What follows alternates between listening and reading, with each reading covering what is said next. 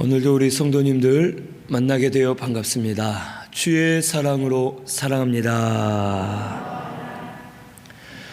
오늘 말씀은 요한복음 21장 17절에서 22절 나를 따르라 라는 제목으로 말씀을 같이 상고하겠습니다. 예수님께서 십자가에서 죽으셨고 3일 만에 다시 부활하셔서 제자들을 찾아오셨습니다.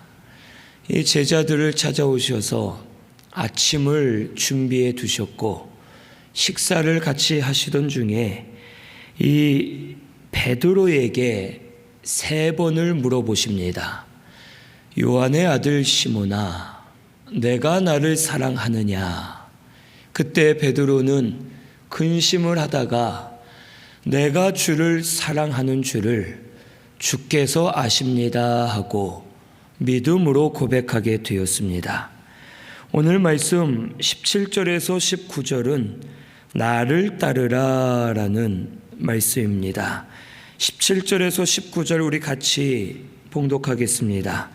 세 번째 이르시되 요한의 아들 시몬아 내가 나를 사랑하느냐 하시니 주께서 세 번째 내가 나를 사랑하느냐 하심으로 베드로가 근심하여 이르되 주님 모든 것을 아시오매 내가 주님을 사랑하는 줄을 주님께서 아시나이다. 예수께서 이르시되 내 양을 먹이라. 내가 진실로 진실로 내게 이르노니 내가 젊어서는 스스로 띠띠고 원하는 곳으로 다녔거니와 늙어서는 내 팔을 벌리리니 남이 내게 띠띠우고 원하지 아니하는 곳으로 데려가리라. 이 말씀을 하심은 베드로가 어떠한 죽음으로 하나님께 영광을 돌릴 것을 가리키심이로라. 이 말씀을 하시고 베드로에게 이르시되 나를 따르라 하시니. 아멘. 예수님께서 요한의 아들 시몬아 내가 나를 사랑하느냐라고 3번을 물으셨는데 이렇게 물으신 이유가 있습니다. 첫째는 내 의지로 할 수 없음을 깨달으라는 뜻으로 내가 나를 사랑하느냐라고 물어보신 겁니다. 마태복음 26장 33절 이하에 보면 예수님께서 십자가의 길을 가신다 말씀하실 때 베드로를 중심으로 제자들이 예수님을 가로막습니다. 주님이 절대 그 길을 갈 수 없습니다. 만약 가신다면 제가 막겠습니다. 그리고 우리 목숨을 내어놓고서라도 예수님을 따라가겠습니다 라고 베드로가 앞장서 고백하고 제자들도 같이 말합니다. 그때 예수님의 말씀은 닭이 울기 전에 네가 나를 3번 부인하리라 라고 말씀하셨고 말씀하신 그대로 베드로는 예수님을 3번이나 부인하고 예수님을 배신하여 떠난 자가 되었습니다. 예수님께서 내가 나를 사랑하느냐라고 3번을 물으신 것은 베드로가 이전에 행한 이 모든 일을 기억하게 하시고 그 당시 베드로는 내가 할 수 있습니다. 나는 끝까지 따라갑니다. 내가 의지대로 할 수 있습니다 하고 자신만만했지만 이제는 모든 것이 자기 생각, 자기 의지, 자기 마음대로 되지 않음을 깨닫게 되었음을 우리에게 가르쳐 줍니다. 오늘 우리 성도도 마찬가지입니다. 내 생각이 맞는 것 같고 내가 옳은 것 같고 내가 할 수 있는 것처럼 생각하고 판단하지만 우리의 생각과 판단은 온전하지 못하고 실수가 있고 혹 언제든지 무너질 수 있는 결심임을 오늘 우리는 깨달아야 되겠습니다. 베드로가 이전에 주님께 한 그 고백은 거짓으로 한 것이 아닙니다.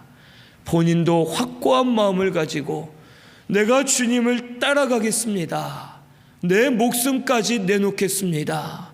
나는 주님을 떠나지 않습니다 하고 그가 확실한 마음을 가지고 대답했지만 결국에는 주님을 떠난 것을 보고 내 생각, 내 마음이 중요한 것이 아니라 주님이 나를 인정해 주셔야 되고 주님이 도와주셔야지만 모든 것을 이루어 갈 수 있다라는 것을 베드로는 깨닫게 되었습니다. 오늘 우리 신순교회 성도님들도 우리가 이것을 알아야 됩니다. 내 생각, 내 결단, 내 마음이 확실한 것 같아도 나는 언제든지 넘어질 수 있고 무너질 수 있고 변할 수 있는 연약한 죄인임을 오늘 우리 깨달아 고백하는 저와 우리 성도님들 되시기를 바랍니다. 하나님께서 모든 것을 이루어 주셔야 됩니다. 하나님이 도와주셔야지만 주님을 사랑하는 것도 할 수 있고 주님을 따라가는 것도 할 수 있고 주의 사명을 감당하는 것도 주님이 도와주셔야지만 우리가 모든 것을 바로 할 수 있음을 깨닫고 우리 주님 앞에 겸손하게 나아가서 주님이 이루어 주시기를 바라며 주님을 의지하는 저와 우리 성도님들 꼭 되시기를 바랍니다. 두 번째로는 주님을 사랑하라는 뜻으로 내가 나를 사랑하느냐라고 말씀해 주십니다. 그동안 베드로는 예수님을 사랑하는 줄 알았습니다. 하지만 예수님의 사랑을 온전히 깨닫지 못했고 예수님을 진심으로 사랑하지 못했기 때문에 결국 어려움이 왔을 때 예수님을 떠나게 되었고 사명의 길을 버리게 되었음을 우리에게 가르쳐 주십니다. 그리고 이제는 베드로가 예수님의 사랑을 온전히 깨달았습니다. 자기가 배신하고 도망쳤고 또 예수님이 부활했다는 소식을 들었음에도 또 예수님을 만난 적이 있으면서도 이 베드로는 나는 고기나 잡으러 간다 하고 갈릴리로 돌아가서 고기를 잡고 있었습니다. 그때 예수님은 또 베드로를 찾아오셨습니다. 그리고 내가 나를 사랑하느냐라고 물으신 것은 내가 너를 사랑하는데 너도 나를 사랑해라. 그래야 너의 길을 갈 수 있다라는 뜻으로 예수님이 물어보신 겁니다. 그때 베드로는 다시 찾아오신 예수님의 그 사랑을 깨달았습니다. 예수님은 묻지 않으셨습니다. 베드로야, 왜 그때 배신했냐? 왜 그때 나를 부인했느냐? 왜 갈릴리로 떠나왔느냐? 왜 지금 믿음으로 살지 않느냐? 주님은 물어보지 않으셨습니다. 그냥 내가 너를 사랑하고 너도 나를 사랑해라. 그러면 우리 함께 사명의 길을 가자 하면서 베드로에게 예수님의 사랑을 보여주셨고 베드로는 그 사랑을 깨달아서 그 사랑이 그 속에 임할 때에 예수님을 진심으로 사랑할 수 있었고 다른 사람들을 사랑할 수 있었고 사명의 길을 그가 갈 수 있었음을 우리에게 가르쳐 주십니다. 오늘 우리도 주님을 온전히 사랑해서 주의 길을 걸어가는 저와 우리 성도님들 되시기를 바랍니다. 내가 사랑하는 것은 온전치 않습니다. 주님을 사랑하는 것도 주님이 사랑을 부어 주셔야지만 주님이 깨닫게 해 주셔야지만 사랑할 수 있음을 오늘 우리 깨달아야 되겠습니다. 지금까지는 내가 주님을 사랑한 것 같고 가족들을 사랑한 것 같고 교회를 사랑한 것 같지만 주의 사랑을 깨닫지 못한 자는 중심으로 사랑하지 못하고 있음을 오늘 우리 깨달아야 되겠습니다. 우리를 구원해 주시고 우리에게 날마다 은혜 주시고 우리를 지금도 찾아와 주시는 예수님의 사랑을 먼저 많이 깨달으시는 저와 우리 성도님들 되시기를 바랍니다. 주의 사랑을 깨달아 그 사랑이 우리 속에 거해야 될 줄로 믿습니다. 베드로는 주님을 진짜 사랑하게 됐을 때 이제는 함부로 고백할 수가 없었던 겁니다. 내가 주님을 사랑합니다 하면 되는데 예전처럼 말해놓고 또 다른 길로 갈까? 자기의 마음이 언제 변할지 몰라. 주님을 정말 사랑하는데 고백하기가 부끄러워서 주님이 모든 것을 아시오니 내가 주를 사랑하는 줄 주님께서 아십니다 하면서 주님이 인정해 주셔야지만 온전한 사랑임을 그가 믿음으로 고백하였던 것입니다. 오늘 우리 신순교회도 주의 사랑을 먼저 깨달으시기를 바랍니다. 그 사랑이 우리 속에 임해야 될 줄로 믿습니다. 그래서 그 사랑을 가지고 예수님을 사랑하시고 예수님을 따라가고 그 사랑으로 다른 이들을 사랑하며 사랑의 세계 안에 거하는 모든 성도님들 꼭 되시기를 바랍니다. 사랑 안에 거할 때 고린도전서 13장에 기록된 대로 부분적인 것이 온전해지고 희미한 것이 분명해지고 창성한 자가 되어서 사랑의 세계 안에 들어가 사는 저와 우리 성도님들 되게 해 주실 줄로 믿습니다. 세 번째로는 처음으로 돌아가라는 뜻으로 이 말씀을 하신 겁니다. 요한의 아들 시몬아, 내가 나를 사랑하느냐라고 물어보십니다. 이 시몬은 그 이름이 우리가 잘 아는 이름이 뭡니까? 베드로입니다. 예수님께서 베드로야 하지 않으시고 요한의 아들 시몬아라고 말씀하십니다. 이 이름은 본래 베드로의 이름이었고 베드로가 예수님을 처음 만났을 때 예수님이 요한의 아들 시몬아라고 이 베드로를 부르셨습니다. 베드로라는 이름은 중간에 주님이 바꾸어 주신 이름입니다. 여기에서 요한의 아들 시몬아라고 부르셨던 것은 네가 처음 예수님을 만났을 그때를 기억하고 그때로 돌아가라는 것입니다.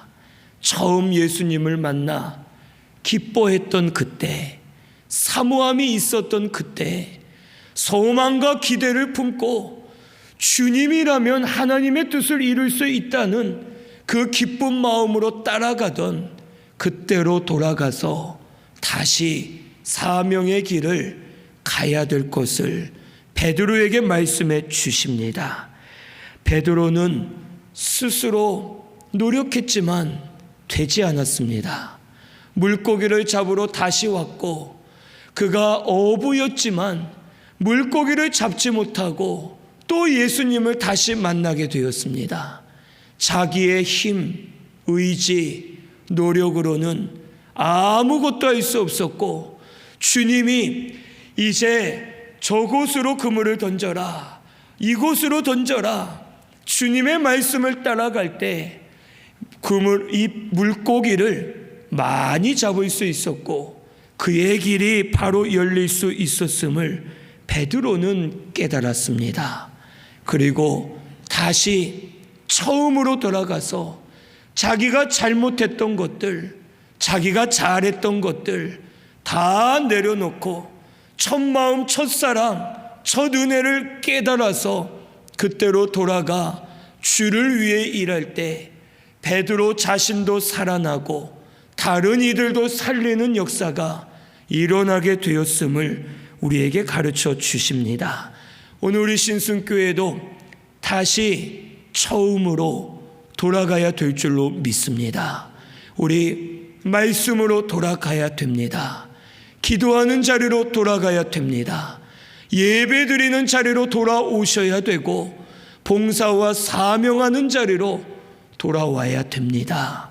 그리고 우리 처음 예수님을 만났을 때, 처음 은혜 받았을 때 감격이 되고 기쁨이 있었고 주를 향한 소망이 있던 그때로 다시 돌아가서 다시 시작하는 우리 신순교회가 되시기를 바랍니다. 베드로는 예수님을 부인했고 예수님이 미리 말씀해 주셨는데 그것을 알지 못하고 그대로 행한 것이 부끄러웠을 것이고 마음이 많이 아팠을 것입니다. 하지만 처음으로 돌아가서 다시 예수님을 따라갈 때 그에게 생명의 역사가 일어났고 하나님의 능력들이 나타나게 되었습니다. 오늘 우리 신순교회도 첫사랑, 첫 은혜를 다시 회복하시기를 바랍니다. 우리 신순교회는 다시 처음으로 돌아가서 무너진 기초를 다시 세우고 작은 것부터 다시 시작하여 잘 세워져 가는 우리 신순교회가 되어야 할 줄로 믿습니다. 주님이 도와주실 줄로 믿습니다. 우리 올해는 바이블로를 시작해서 이제 마지막 달이 다가왔습니다. 우리 무엇이든 하나하나 다시 처음부터 시작하여 하나하나 세워가시고 먼저는 우리의 마음, 첫사랑과 첫 은혜, 첫 감격했던 마음들을 회복하여 예수님을 따라가는 저와 우리 성도님들 되시기를 바랍니다. 여기 18절에 예수님을 따를 때 고난이 올 것을 말씀해 주십니다.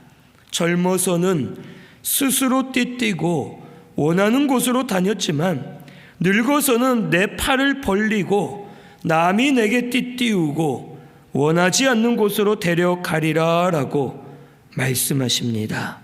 여기 젊어서라는 뜻은 베드로가 자신이 강할 때는 예수님을 따라가지 않고 자기 멋대로 생활할 때를 말합니다. 그리고 여기 늙어서라는 말은 베드로의 자기 의지가 약해지고 그 대신에 주님을 의지해서 주님을 따라갈 때 그가 다른 이들에게 고난받게 될 것을 말씀해 주시는 겁니다. 베드로는 실제로 예수님을 따라갈 때 그가 고난을 많이 받게 되었고 결국 그의 죽음은 띠를 띈 것처럼 결박을 당하고 다른 사람에게 끌려가서 예수님과 같이 십자가에 매달려 죽었다고 역사적으로 기록되어 있습니다.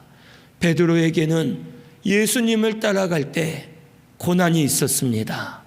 하지만 그 고난은 베드로를 만들어주는 고난이었고 영이 잘 자라나고 믿음이 강해지고 하나님의 능력이 임하도록 하나님이 기르시는 고난이었기 때문에 베드로를 통해 많은 사람들이 살아났고 생명의 역사가 충만하게 일어났음을 우리에게 가르쳐 주십니다. 그래서 19절에 이 말씀은 베드로가 어떠한 죽음으로 하나님께 영광을 돌릴 것을 가리키심이라고 우리에게 말씀해 주십니다. 베드로의 고난은 헛되지 않았습니다. 베드로도 많이 자라났고 많은 사람들을 살리면서 하나님의 영광이 되었음을 우리에게 가르쳐 주십니다. 우리 로마서 8장 17절에서 18절 찾아보겠습니다. 로마서 8장 17절에서 18절입니다.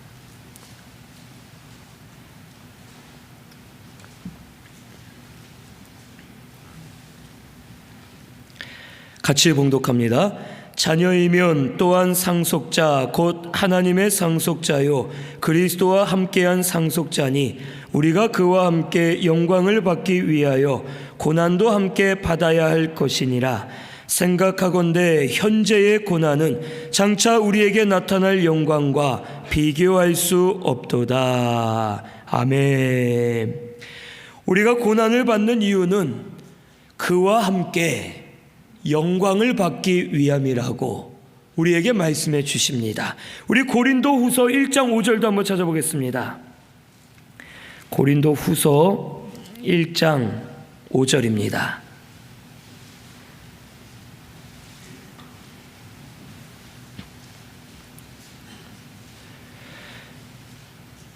(1장 5절) 같이 봉독합니다. 그리스도의 고난이 우리에게 넘친 것 같이 우리가 받는 위로도 그리스도로 말미암아 넘치는도다. 아멘. 우리가 예수님을 따라가면 고난을 받을 수밖에 없습니다. 그런데 분명한 것은 예수님을 따라가지 않아도 고난은 받습니다. 젊어서와 같이 내 의지가 강해서 내 뜻대로 걸어가고 내가 원하는 대로 하고 싶은 대로 살아도 고난이 안 오는 것이 아닙니다. 세상적으로 살고 내 마음대로 살아도 여전히 고난은 옵니다. 하지만 그렇게 받는 고난은 유익이 되지 않고 내 마음을 상하게 하고 오히려 헛된 고난이 됩니다. 하지만 주님을 따라가다 받는 고난은 영광도 함께 있을 고난입니다. 생각건대 현재의 고난은 장차 우리에게 나타날 영광과 좋게 비교할 수 없도다라고 말씀해 주십니다. 주님을 따라가며 받는 고난은 그리스도의 위로가 넘칩니다. 주님이 주시는 평안이 오고 우리 영이 잘 만들어지기 때문에 하나님이 인정해 주시는 고난이고 마침내는 좋게 비교할 수 없는 하나님의 영광이 우리에게 기다리고 있음을 오늘 꼭 믿으시기를 바랍니다. 오늘 우리 신순교회는 예수님 따라가시기를 바랍니다. 예수님 따라가는 것이 우리에겐 복이요 은혜인 줄로 믿습니다.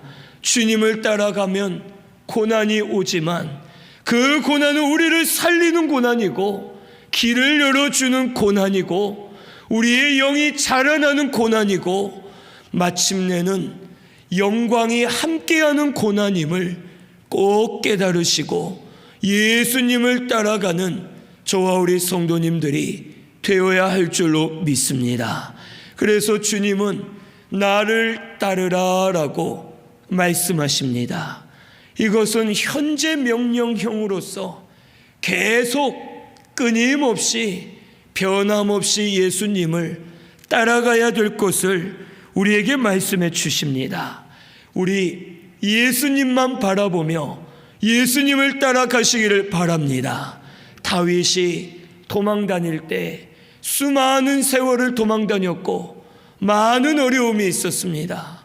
친한 사람이 죽고 친한 사람이 욕을 하고 저주를 하고 사람들이 죽이려고 쫓아다니고 다윗은 실족할 만한 일이 많았고 고난의 길이 많았습니다. 그때마다 하나님을 바라보고 변함없이 하나님을 따라가면서 믿음으로 섰기 때문에 그가 이길 수가 있었고 마침내는 하나님의 영광을 볼 수가 있었습니다. 오늘 우리 신순교회도 예수님을 바라보시기를 바랍니다. 예수님을 따라가시기를 바랍니다. 주님이 우리를 굳세게 해주실 줄로 믿습니다. 주님이 우리의 소망임을 믿고 예수 따라가는 저와 우리 성도님들 꼭 되시기를 바랍니다. 여기 20절에서 22절은 자기의 길을 가라고 말씀하십니다. 우리 같이 봉독합니다. 베드로가 돌이켜 예수께서 사랑하시는 그 제자가 따르는 것을 보니 그는 만찬석에서 예수의 품에 의지하여 주님을 파는 자가 누구오니이까 묻던 자더라. 이에 베드로가 그를 보고 예수께 여짜오되 주님, 이 사람은 어떻게 되겠사옵나이까? 예수께서 이르시되 내가 올 때까지 그를 머물게 하고자 할지라도 내게 무슨 상관이냐? 너는 나를 따르라 하시더라. 아멘. 이 베드로가 나를 따르라 하시는 예수님의 말씀을 듣고 어떤 한 제자가 예수님 따르는 것을 보았습니다. 이 제자는 예수께서 사랑하시는 제자라고 기록되어 있는데, 이 말씀이 요한복음으로서 자기의 이름을 기록하지 못하고 요한이 자기 자신을 예수께서 사랑하는 제자라고 본인이 기록하였습니다. 여기 이 예수님이 사랑하는 제자, 예수님을 따라가는 제자는 요한을 말합니다. 요한은 예수님의 품에 안겨서 예수님, 주님을 배신할 자가 누굽니까? 라고 아주 민감한 질문을 할 정도로 예수님과 가까운 사람이었습니다. 그리고 요한은 그의 친척 중에 대제사장 집안 사람이 있었기 때문에 예수님이 붙잡혔을 때에도 다른 제자들과는 달리 요한은 안전했고, 그는 오히려 예수님 붙잡혔을 때에도 그 옆에 같이 있으면서 예수님의 죽음까지 잘 지켰던 사람임을 우리가 알 수 있습니다. 베드로는 요한을 보고 궁금해졌습니다. 왜 궁금해졌느냐? 분명 예수님께서 자기에게 하신 말씀을 들으니까 이것이 그렇게 좋아 보이는 내용이 아닙니다. 네가 늙어서는 내 팔을 벌리고 남이 너에게 띠를 띄우고 원하지 않는 곳으로 데려가겠다라는 이 말씀은 분명 결박을 당하고 사람들에게 끌려갈 것이라는 것을 베드로는 깨닫게 되었습니다.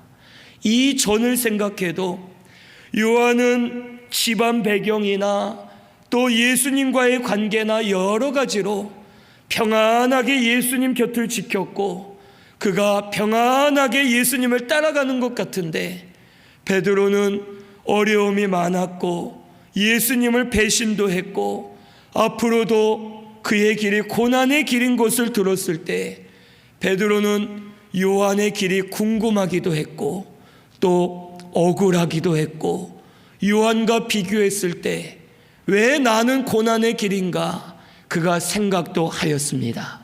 그때 예수님의 대답은 22절에 내가 올 때까지 그를 머물게 하고자 할지라도 내게 무슨 상관이냐, 너는 나를 따르라 라고 말씀하십니다. 내가 올 때까지 그를 머물게 하고자 할지라도 라는 이 말씀은 앞으로 요한의 사명을 말씀해 주시는 겁니다. 베드로는 남들이 띠를 띄우고 그가 끌려가는 것이 사명이지만, 요한은 주님이 오실 때 주님을 만나게 될 것을 가르쳐 주시는 겁니다. 실제로 요한은 pat모섬에서 제자들이 다 죽은 이후에 가장 나이 많고 그가 살아서 예수님을 영적으로 만나게 되었고 주님의 재림과 하늘나라 천국을 보았고, 그가 그 모든 것을 기록하여 말씀에 기록되게 하였음을 우리에게 가르쳐 주십니다. 앞으로 요한의 사명을 봐도 베드로와는 달라 보입니다. 편해 보이고 좋아 보이고 부러워 보입니다. 하지만 예수님의 말씀은 그게 너와 무슨 상관이냐, 너는 나를 따르라 라고 말씀하십니다. 이 말씀은 베드로의 사명이 고난만 있는 것 같고 요한에 비해서는 별것 아닌 것 같은 비천한 사명처럼 보일지라도 그것이 아니라는 겁니다. 하나님 앞에는 모두 다 귀하고 하나님 앞에 충성하면 하나님이 인정해 주시고 그 사람을 가장 높여 주시고 인정해 주실 것을 우리에게 말씀해 주십니다. 오늘 우리도 마찬가지입니다. 각자에게 주신 은혜와 사명이 다 다릅니다. 하지만 하나님 앞에는 모두 귀한 성도들이고 모두 귀한 사명들임을 오늘 우리 깨달아야 되겠습니다. 우리가 이 세상을 살다 보면 세상적으로도 그렇고 교회적으로나 신앙적으로도 남과 비교하여 자신을 비하하고 낙심하고 하기 싫어할 때가 많이 있습니다. 저 사람은 저건데 왜 나는 이겁니까? 저 사람은 저렇게 편하게 하는데 왜 나는 이렇게 힘듭니까? 나도 저런 사명 좀 하고 싶습니다.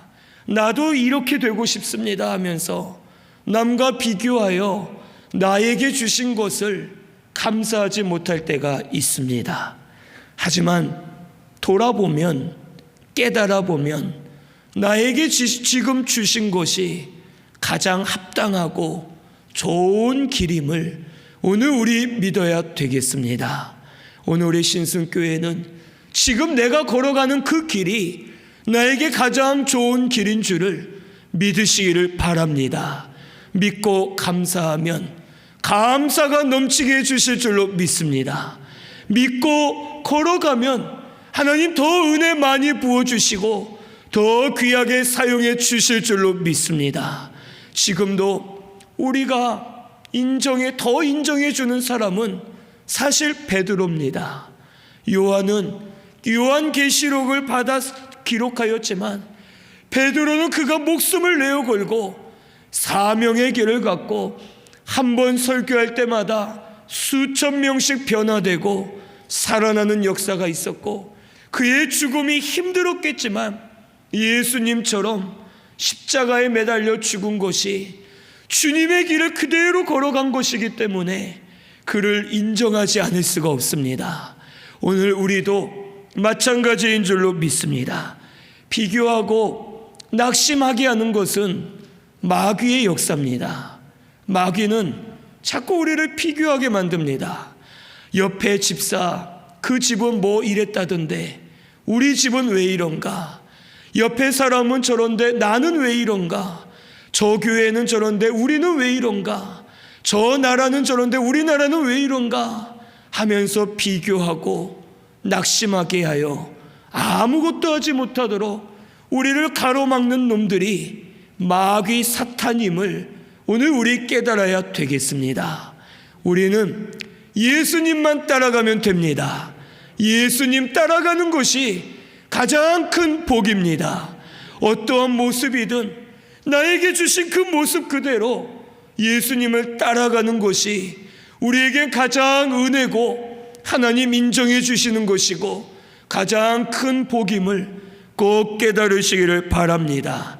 우리 다른 이들을 상관하지 말고 내 길을 걸어가면서 예수님을 따라가는 우리 신승교회가 꼭 되시기를 바랍니다.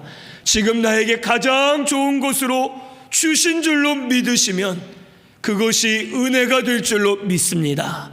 내가 있는 곳, 내가 하는 것, 나에게 주신 것, 그것이 가장 좋은 것으로 믿고 믿음으로 걸어가며 주님을 따라가는 우리 신승교회 성도님들 다 되시기를 바랍니다. 이것이 우리의 참된 길인 줄로 믿습니다. 하나님의 은혜 주실 줄로 믿습니다. 이것을 깨닫고 다른 것은 상관치 말고 예수님 따라가는 저와 우리 성도님들 꼭 되시기를 바랍니다. 우리 말씀 생각하면서 통성으로 같이 기도드리겠습니다.